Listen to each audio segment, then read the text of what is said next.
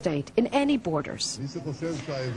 Those who think that the continued enmity towards Israel is a product of our presence in Judea, Samaria, and Gaza is confusing cause and consequence. The United States does not accept the legitimacy of continued Israeli settlements.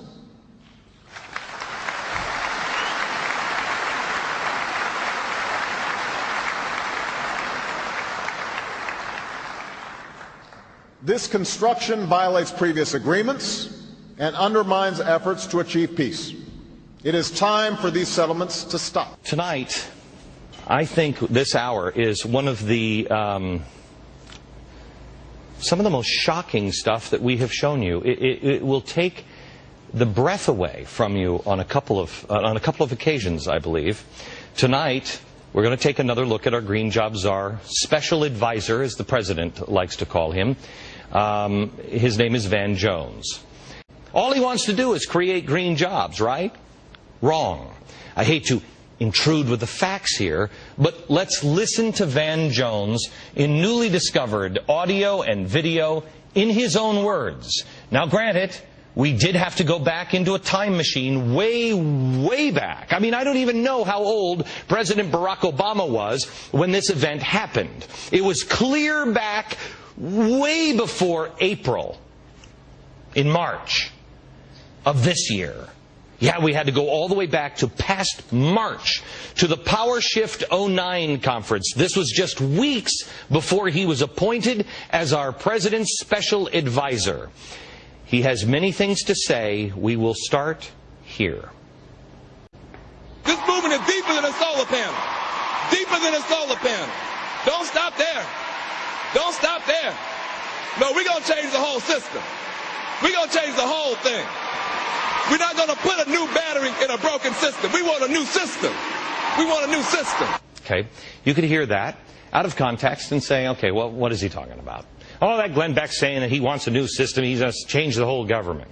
Okay, he said clearly, we want a new system. We want a new system. Well, a new system of what?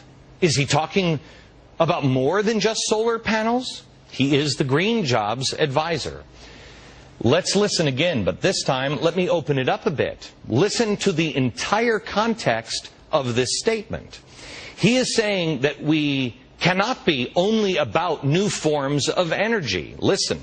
All we do is take out the dirty power system, the dirty power generation in a system, and just replace it with some clean stuff. Put a solar panel on top of this system. But we don't deal with how we are consuming water. We don't deal with how we're treating our other sister and brother species. We don't deal with toxins. We don't deal with the way we treat each other. If that's not a part of this movement, let me tell you what you'll have. This is all you'll have. You'll have solar-powered bulldozers, solar-powered buzzsaws, and biofueled bombers, and we'll be fighting wars over lithium for the batteries instead of oil for the engines, and we'll still have a dead planet. This movement is deeper than a solar panel. Deeper than a solar panel. Don't stop there. Don't stop there. No, we're going to change the whole system. We're going to change the whole thing. I'm going to play some video of our new FCC diversity czar. First of all, officer, not czar. He's not a czar? Not a czar. Sorry, White House. Yeah, just want to make sure. We need to get a czar in here so I know which ones are czars. Okay, so I want to play some video and help me out because for the life of me, he can't be saying what I think he's saying. Watch this. State radio in Rwanda was taken over by one tribe, one group, and they began to put out propaganda so that the Tutsis were targeted. And what resulted from the fact that state radio was able to do that was essentially mass genocide in Rwanda. But the state, or this particular tribe, which controlled the radio, very purposely moved to make sure that they could do things. Media and social change.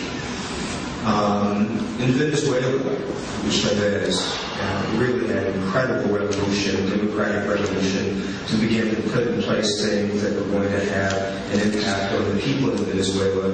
The property owners and the folks who were then controlling the media in Venezuela rebelled, worked frankly with folks here in the U.S. government, worked to oust him, but he came back in another revolution, and then Chavez began to take very seriously media in this country.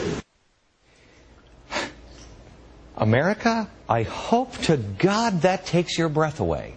This is the man that is going to be the diversity czar, that is going to be implementing the rules that will put people like me out of business.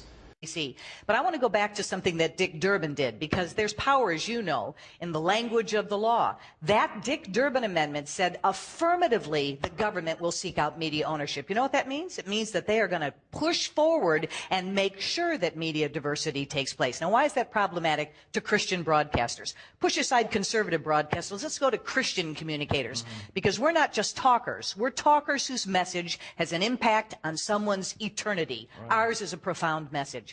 Well, the reality is that they'll come along and they'll say, well, you know what, we don't think that you should have the right to broadcast, so we're going to give the license to somebody else. Now, the liberals believe that women and minorities tend to pull left with their message, so they want to change the numbers and the kinds of people who get to own the message. But the other problem is even more pernicious to what you and I do, and that is describing what the public interest is. Language has been there. It's never really been defined. It's kind of been generally understood. But just stop and think about it. In a post-Christian world, in a postmodern world, in a world where DHS says people like you and me could be potentially terrorists, do you think the proclamation of the gospel of Jesus Christ falls under the canopy of the public interest of the culture? Hardly. So this is probably the most profound threat Christian broadcasting has ever seen.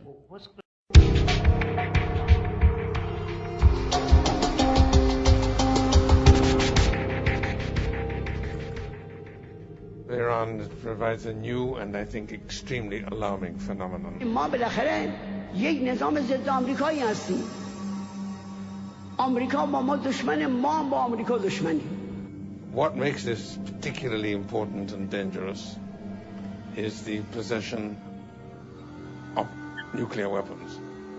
Now, we don't know whether Iran has or hasn't nuclear weapons, but they're certainly making every effort to acquire them. And my guess is that they either have some already or will have them within a very short time. فضل الهی مسیر بهره‌مندی کامل از همه ظرفیت هسته‌ای رو به پایان است و ما نزدیکی‌های قله هستیم. مقاومت‌های دشمنان در حال تضعیف شدن و ضعیف‌تر شدن است. We need to understand what's been happening in Iran over the past 30 years. Ever since 1979, when Ayatollah Khomeini came to power in Iran and established his theocracy, he didn't just establish a tyranny in Iran, he declared war against the West. He declared his intention to Islamize the West, to subjugate the West to Islam. Very few people at the time took that seriously. The followers of Ayatollah Khomeini shocked the world by taking over an American embassy and holding our State Department employees hostage for 444 days.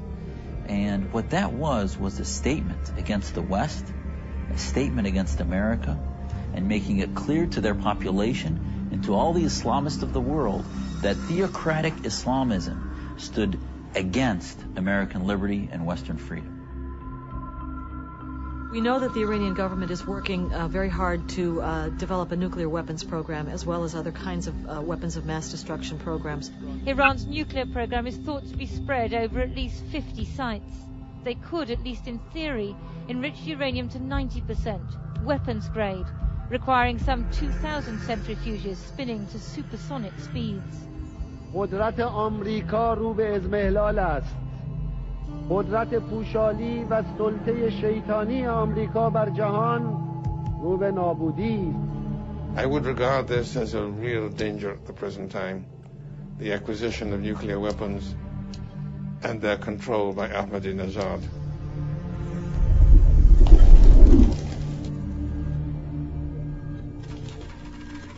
During the Cold War, both sides, the United States and the Soviet Union, had...